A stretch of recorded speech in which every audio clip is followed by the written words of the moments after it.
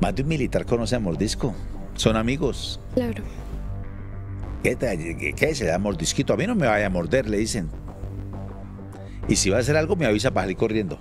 La cuarta división es la que cubre el Meta, Guaviare y Vaupés, estos territorios inmensos de los que venimos hablando, y de esta división depende la Brigada 22, que tiene sede en San José del Guaviare, y batallones como el Batallón de Infantería número 19 Joaquín París, que es el responsable de todo lo que hace parte del casco urbano y una buena parte de la zona rural, pues de estos municipios y estos departamentos. Y por otro lado tenemos a la sexta división, que también la mencionaste, que está más en la parte sur, y se tiene a cargo todo lo que es Putumayo, Caquetá y también Amazonas.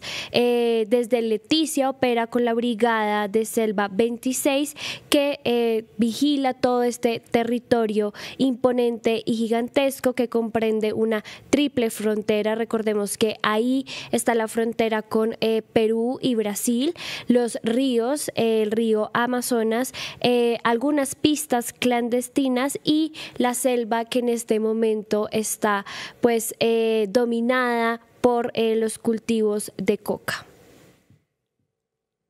Yo creo, Mariana, que, y guardadas las proporciones del ejemplo que voy a colocar, a esta zona del país, yo creo que los gobiernos estúpidamente, hablo de los presidentes de la República, en los últimos 50, 60 años en Colombia, de manera estúpida, han creído que la solución para estos territorios es el ejército y los hombres armados, no la presencia real estatal, como debe ser.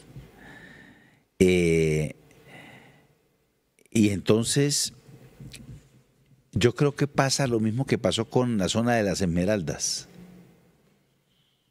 Se la entregaron a 4 o 5 forajidos y le dijeron: ustedes miren a ver cómo hacen con esa zona, tráiganos la riqueza para acá, legal e ilegal, nos la entregan, y ustedes miren a ver cómo se matan allá entre ustedes y miren a ver cómo se organizan allá. ¿Qué es lo que ha pasado en la zona de las Esmeraldas? Lo que pasa es que el enano se creció y se vinieron con tanto poder a Colombia, perdón, a Bogotá, hablo de las Esmeraldas, que terminaron metidos con la señora, la que era Sandra, Ay, se me escapa alta el consejera apellido. presidencial Sí. para la región. Ortiz, Sandra Ortiz. alta consejera presidencial, y con Pedro Pechuga, de la mano de los militares, claro, amacizados, entrando y saliendo a Palacio, y en Fiscalía, y en las IAS, jueces, obispos, armas, empresas de seguridad. Y entonces el país se ha venido organizando. Mire qué cosa tan curiosa, Mariana. Colombia se ha venido configurando de una manera delictiva, casi que en un paraestado. Un paraestado. Hoy en el Putumayo, Caquetá, Amazonas, San José del Guaviare, en todas zonas que antes se llamaban territorios nacionales, los que mandan realmente son los forajidos. Narcos, guerrilleros, paramilitares, mafiosos, en una Colombia inmensamente rica, en una Colombia grande.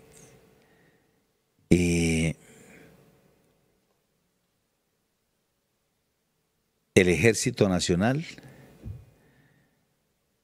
realmente ha sido, a ver, es como que le digo yo, que nosotros gocemos, como incluso pasa en Bogotá, Mariana. Uno en Bogotá, cada kilómetro a la redonda encuentra usted un batallón o una estación de policía. Y el AMPA es la dueña de la ciudad. Es parecido entonces. Mucho ejército, presupuesto, helicópteros nuevos, aviones nuevos, están en negociaciones en estos días, escandalosas por cierto también. Tráfico de influencias, maridaje entre los militares, policías con la ferramenta, ni siquiera política, que también lo son, no, mafiosa. Y así se mueve mucha plata. No. Hace poco me llegaba por ahí una información, Mariana, de un tipo que me cuenta que ellos estaban en un lugar donde incautaron, no sé, millones de dólares. Y salieron cantando, póngale que si eran 8 millones de dólares, salieron cantando 1,5. Así, a ese vaivén se mueven. Por eso los tales Varelas, el esposo de la Mona Retrechera, Chucho Sarria, Danilo González, todos policías y luego terminan en la mafia. Y ejército. Esos edecanes que tuvo Álvaro Uribe Vélez, los hermanos Santoyo. Espantoso. Entonces, a ese ritmo, ¿qué jefe guerrillero le va a copiar a un militar? Si esos manes iguales de podridos a nosotros. Totalmente. Tienen su negocio, nosotros tenemos el de nosotros. Ah, que tienen fierro, nosotros también. Saben dónde están y no los atacan. Terminan los grupos controlando y dando órdenes, ¿no? En el territorio por encima de los militares. Es que son la autoridad. Ajá. Son los que ponen las normas. Claro.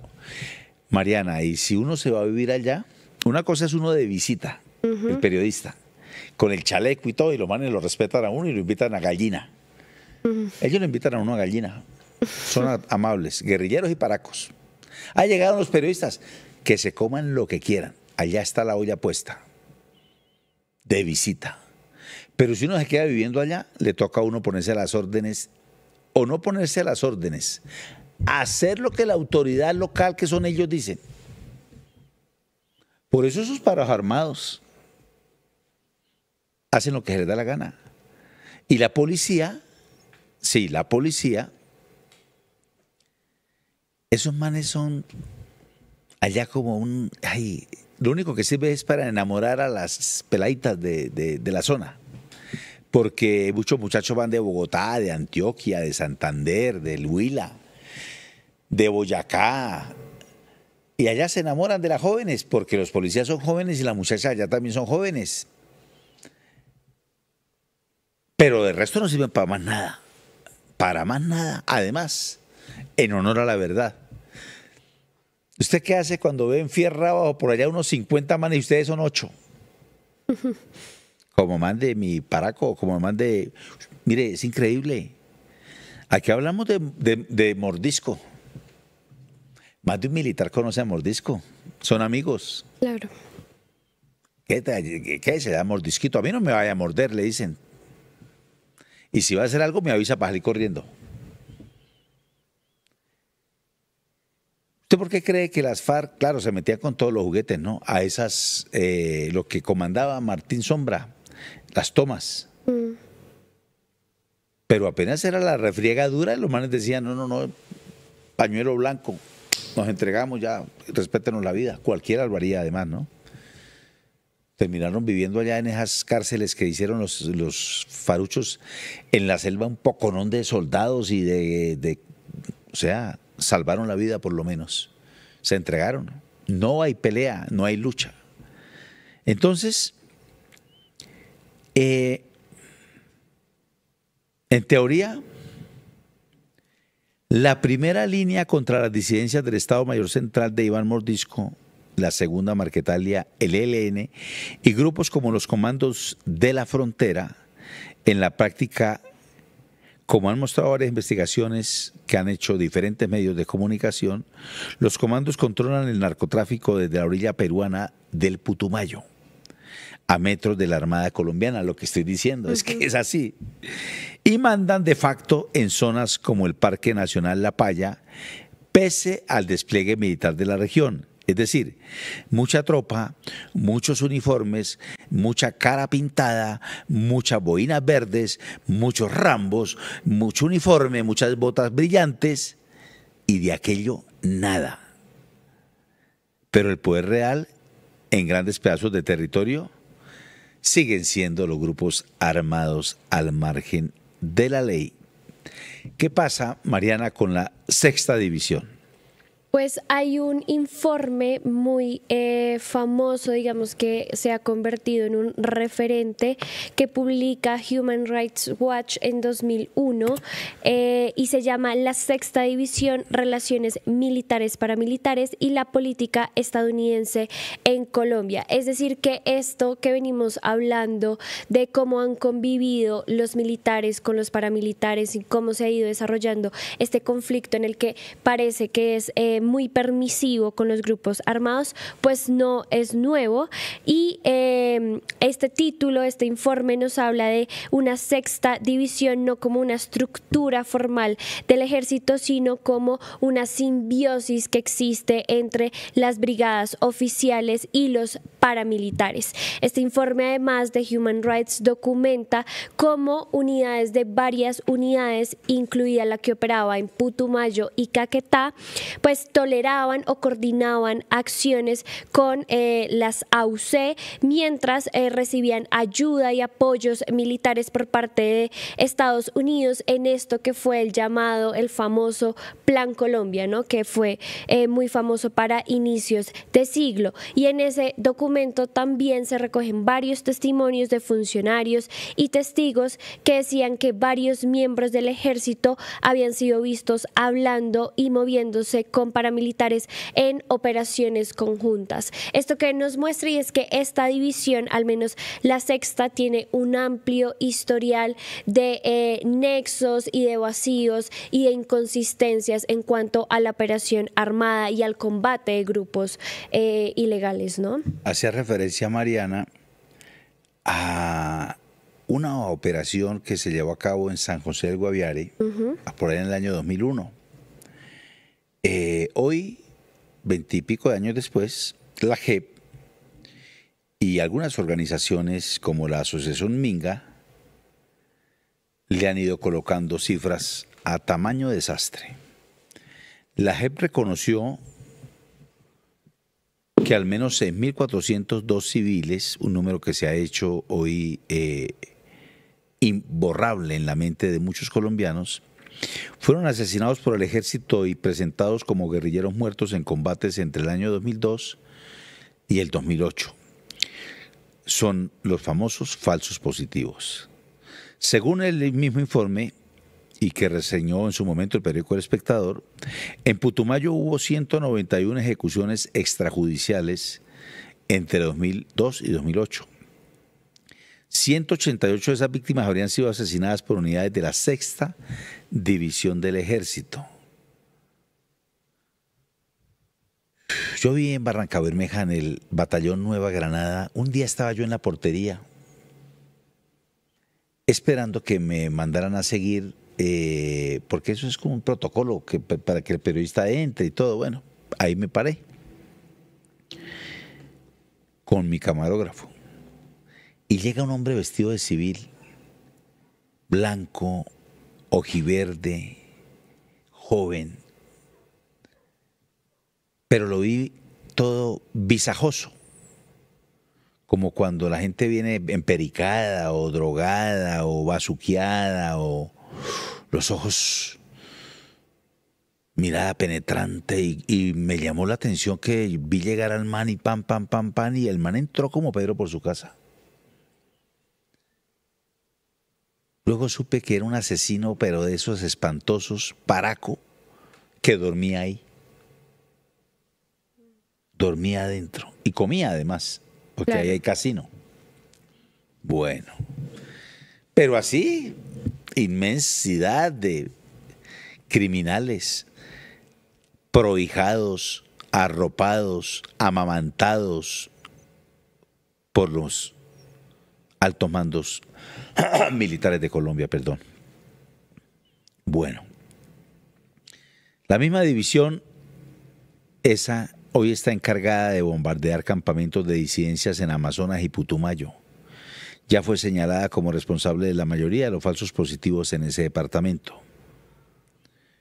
El caso Joaquín París de Mapiripán, la masacre de Mapiripán, a las niñas Nucac, que por cierto, ese éxito de ese operativo es el que tiene a este ministro, a Pedro Sánchez. El de los niños del Amazonas, ¿no? El del helicóptero. Exacto. Creo que son distintos, ¿no? Los niños del Amazonas y las niñas Nucac. Creo que las Nucac fueron unas que violaron, ¿no? Sí, son las que abusaron. Ajá, y los niños fueron los perdidos en la selva del Amazonas. A una niña de estas creo que la metieron a un batallón durante 6 o 7 días. Y abusaron de ella 8, 10 soldados todo el tiempo.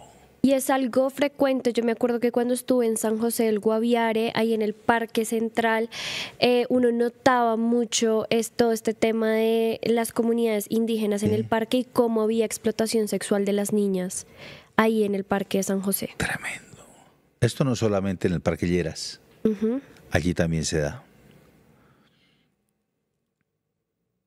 Si en Guaviare hay un nombre que se repite en todos los informes, es del batallón Joaquín París, unidad clave de la Brigada 22. En Positiva creemos en el poder de la colaboración, en la fuerza de los sueños y en la importancia de estar siempre presentes. Nos impulsa el deseo de proteger lo que somos y lo que seremos. Positiva, la aseguradora de todos los colombianos. Ayúdanos a seguir con nuestra labor periodística a través de nuestro NICI 310-779-3518.